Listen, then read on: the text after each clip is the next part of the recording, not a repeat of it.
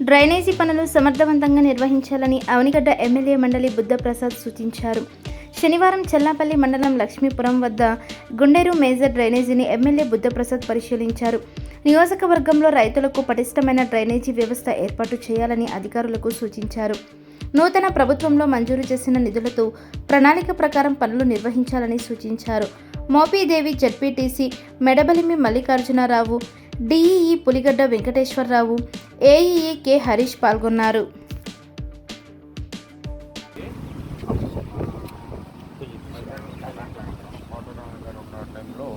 మొత్తం తీసి అటు వేసారు.